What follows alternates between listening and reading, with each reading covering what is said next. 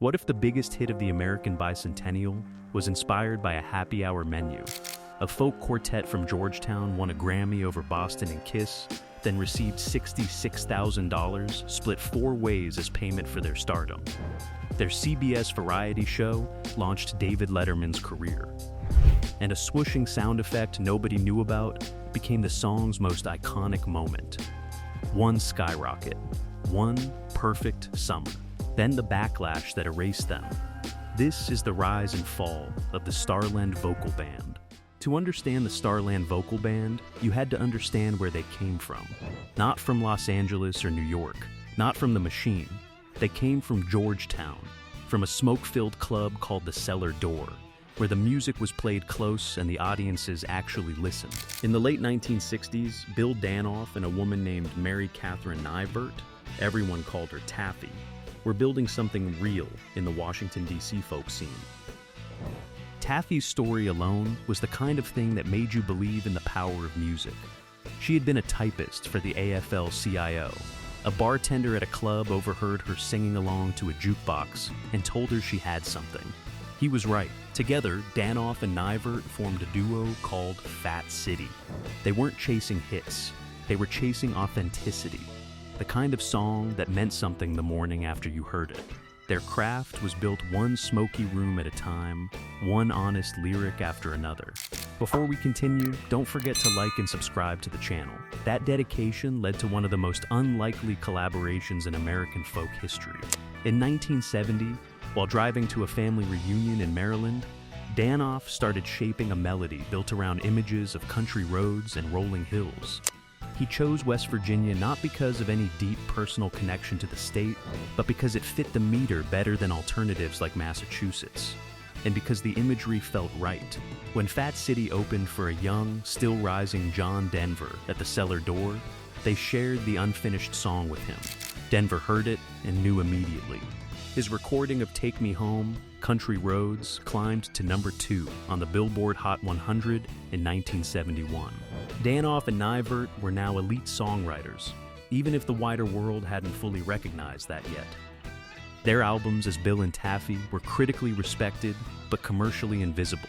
By 1975, Danoff and Nyvert recognized that what they were building needed more voices, more texture, more reach.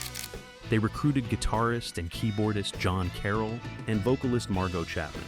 The 4 of them signed with the label John Denver had founded to support harmony-driven adult contemporary acts. They weren't 4 people chasing fame. They were 4 musicians who believed the coffeehouse sound, clean, honest, built on the human voice, could find its way to the mainstream. What none of them could have anticipated was just how right they were, and how much it was going to cost them. The song that changed everything started with a lunch menu. Bill Danoff was having dinner at Clyde's restaurant in Georgetown when he noticed a table tent advertising the happy hour specials. The menu was titled Afternoon Delights, Spiced Shrimp, Hot Brie with Almonds. Danoff looked at that phrase and heard something else entirely. A rhythm, a hook, a set of syllables that had a melody buried inside them. He took that phrase home and wrote a song. On the surface, it was playful and innocent, a breezy ode to a midday rendezvous. But beneath the bright harmonies and the fiddle-tune tempo, the lyrics carried a double meaning that was unmistakable to anyone who was really listening.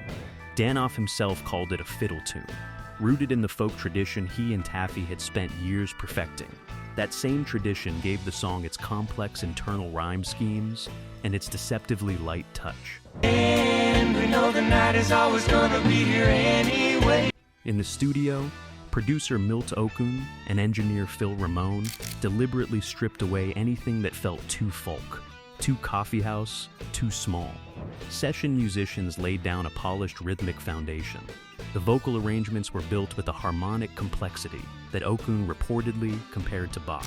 And in a detail almost no one knew at the time, electronic composer Suzanne Ciani is often credited with adding the distinctive swooshing effect during the chorus, the sound of those skyrockets in flight. The timing of the release was almost mathematically perfect. The summer of 1976 was the United States Bicentennial, 200 years of fireworks, flags, and a country desperately searching for something that felt good and uncomplicated after the wreckage of Watergate. Afternoon Delight, with its skyrockets and its beaming harmonies, slipped right into that moment like a hand into a glove. On July 10, 1976, the song reached #1 on the Billboard Hot 100. It stayed there for 2 weeks. It ran on the charts for 20 weeks total. It hit #1 in Canada. It crossed the Atlantic and landed at number 18 in the United Kingdom. Suddenly, this group of Georgetown folk singers was everywhere.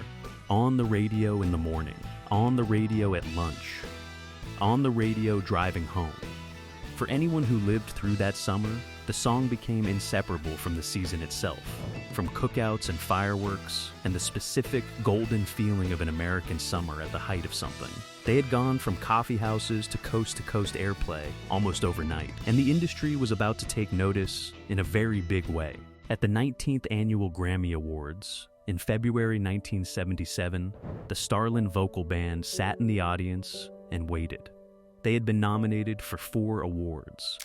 When the envelope opened for Best New Artist, their name was announced over a field that included Boston, a band that had already sold millions of records with a debut album that redefined what a guitar could sound like. The room included Wild Cherry. It included Dr. Buzzard's original Savannah Band. The Starland Vocal Band won. For the voting members of the Recording Academy, the group represented something they had been longing for: a return to traditional vocal craft, to harmonies built by human hands without the machinery of arena rock or the relentless pulse of disco. The award felt, in that room, like a statement of values. Outside that room, it told a different story. Bill Danoff would later call the Best New Artist Grammy the kiss of death. He wasn't wrong. The award came with a level of expectation no soft rock vocal group from Georgetown could have reasonably met. And the industry, sensing the momentum, moved quickly to extract everything it could before the window closed. CBS offered them a summer variety show, 6 episodes, filmed on location in Washington, D.C., at Great Falls National Park, at the eerily abandoned Glen Echo Amusement Park. The show was called the Starland Vocal Band Show, and it was, by most accounts, a creative disaster. Band member John Carroll later described it as ill-conceived and mostly bad. The format demanded sketch comedy, irreverent characters, the kind of loose, improvisational energy that had nothing to do with who these people actually were. The show did feature one remarkable talent in a supporting role, a young, unknown comedian and writer named David Letterman, fresh from a quirky weatherman job in Indianapolis. He played recurring characters, read viewer mail, and displayed flashes of the dry genius that would later make him a television legend. But even Letterman couldn't save it. The show was canceled after 6 episodes. What the variety show actually accomplished was something far more damaging than simple failure. It overexposed the group at the exact moment their cultural capital was highest, and it introduced the first real doubts about whether the Starland Vocal Band was anything more than a one-season novelty act. The machine that had lifted them was already beginning to let go. There is a specific moment in pop culture history when a song stops being beloved and becomes inescapable in the worst possible way. You can feel it happening in real time. The song comes on the radio, and instead of reaching for the volume knob to turn it up, your hand moves to turn it down. Afternoon Delight crossed that line sometime in late 1977, and it crossed it with a force that seemed almost personal. The musical climate was shifting fast. Punk rock arrived like a fist through a wall, raw, angry, deliberately ugly. New wave followed with its angular rhythms and its cold synthetic edges. Arena rock was getting harder and louder, and in that environment, the breezy, sunny harmonies of the Starland Vocal Band began to feel like a relic from a more naive time. Critics who had previously ignored the song began to circle back to mock it. The double entendre that had seemed cheeky in 1976 started to feel twee and almost embarrassing. The sweetness that had charmed an entire country at its bicentennial now seemed to cloy.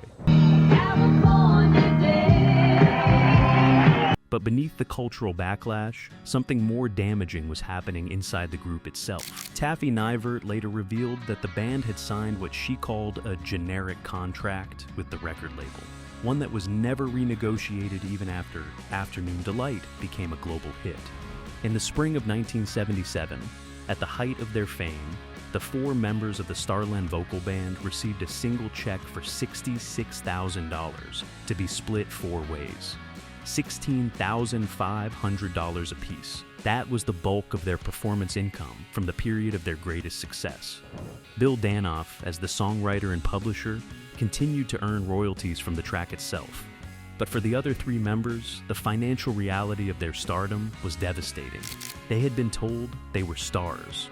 They were living like session musicians. The follow-up attempts produced diminishing returns that were almost immediate. Their second album, Rearview Mirror, peaked at number 104 on the Billboard charts. Subsequent singles, California Day and Hail Hail Rock and Roll, stalled outside the top 60 without a trace. The industry had already begun writing their obituary. The machine that had lifted them up in the summer of '76 had quietly moved on to the next thing. The Starland Vocal Band were still standing in the same spot, but the spotlight had shifted elsewhere completely. By 1978, the pattern was clear and irreversible. Late Night Radio, their 3rd album, failed to chart at all. A 4th album in 1980 went the same way. The bookings dried up. The radio calls stopped coming. And what had once been the inescapable sound of an American summer became the name you had to explain at parties when it came up. The collapse was made more painful by the specific makeup of the group.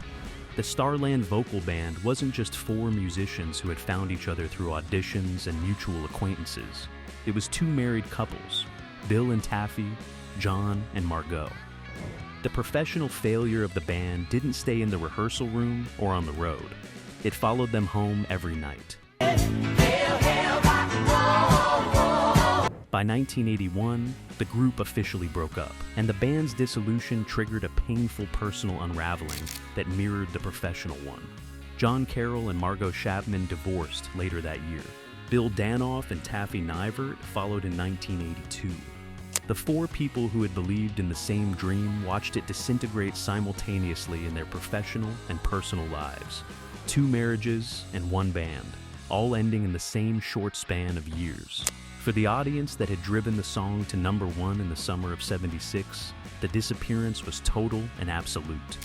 In the pre-internet era, there was no way to track what had happened to a band once the radio stopped playing them. They were simply gone. One day, the Starland Vocal Band had their own CBS variety show and were competing for Grammys alongside Boston and Kiss. And then, in what felt like the span of a single season, they had vanished as completely as if they had never existed at all. That disappearance was not accidental. It was the logical end product of a music industry that treated vocal pop acts as disposable, assets to be maximized and then quietly shelved when the returns diminished. The Starland Vocal Band had been elevated by a machine that never intended to keep them, and when the machine moved on, it moved on completely, without looking back. What the band members did after the lights went out said everything about who they actually were beneath the fame. Bill Danoff returned to what he had always done best, writing songs and performing in the Washington, D.C. folk scene he had never really left. He continued collaborating with John Denver and other folk rock contemporaries throughout the late 1970s and into the 1980s. The ongoing royalties from Afternoon Delight and Take Me Home Country Roads provided financial stability that allowed him to work on his own terms, quietly and without the pressure of chart positions or commercial deadlines. For Danoff, the fame had always been secondary to the craft. John Carroll built a post-band career that was in many ways more impressive than anything the Starland Vocal Band had achieved at its commercial peak.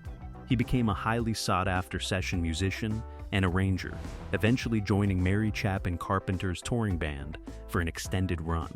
He contributed his considerable talents to projects by Linda Ronstadt, Tom Jones, and Kenny Rogers. The technical precision that had attracted Milt O'Coon's attention in the first place never faded. It just found different rooms to fill. Rooms that didn't require his face on a magazine cover. Taffy Nivert eventually relocated to Florida, where she occasionally performed alongside Danoff, and reflected on the Starland years with the hard-earned humor of someone who had survived the machine and come out the other side intact. She worked on a memoir, turning those 15 minutes of national fame into something that belonged to her on her own terms, not the industry's. Margot Chapman largely stepped away from the public eye, a quiet exit that stood in stark contrast to the explosive visibility she had briefly known. Despite the divorces and the professional failures that followed the group's peak, all four members maintained respectful civil relationships. In 1998, they reunited for a series of concerts that carried a genuinely moving quality. Their children, Ben Carroll and Owen Danoff among them, performed alongside them as guest vocalists. It was a moment of quiet reconciliation, proof that something real and lasting had existed beneath the stardom. The machine had taken a great deal from them, but it hadn't taken everything. The strange and surprising final chapter of the Starland Vocal Band story was that Afternoon Delight refused to die. Through the 1980s, the song existed primarily as a punchline, an artifact of the Carter era trotted out whenever pop culture needed a shorthand for cheesy 70s easy listening. It showed up in films in the 1990s, but the true resurrection came in 2004, when Will Ferrell's Anchorman, the legend of Ron Burgundy, featured the news team performing the song a cappella in a stairwell. The scene played as pure comedy, but the harmonies were real. For the first time, an entire generation that had never experienced the bicentennial summer of 1976 discovered a vocal arrangement so intricate and precisely constructed that it stopped being funny somewhere in the middle and became something else entirely, something genuinely and undeniably impressive. The VH1 Countdown series featured the band in its lists of one-hit wonders, where Taffy Nivert herself appeared to reflect on the Kiss of Death Grammy with the kind of rueful wisdom that only decades of perspective can provide. She didn't seem bitter. She seemed, if anything, like someone who had made a kind of peace with the whole extraordinary, improbable, painful, and genuinely funny story of what had happened to them. For listeners who heard Afternoon Delight first on AM radio in their cars, or drifting from a transistor on a picnic blanket on the 4th of July, the legacy was bittersweet in the way all great nostalgia is bittersweet. The song survived. The band didn't. The moment endured. The people in it moved on. But that perhaps was the most honest thing you could say about the Starland Vocal Band. They caught a moment, a specific, unrepeatable, bicentennial moment in American life, and they held it in four voices for 3.5 minutes. And somehow, nearly 50 years later, that moment was still echoing. The Starland Vocal Band never got a second summer like 1976. No one does. But what they left behind was something the music industry couldn't manufacture or destroy. A song that captured exactly how America felt in one fleeting, golden season. One skyrocket. One perfect afternoon. What's your memory of hearing Afternoon Delight for the first time? Drop it in the comments, and don't forget to like and subscribe for more stories from the music that defined a generation.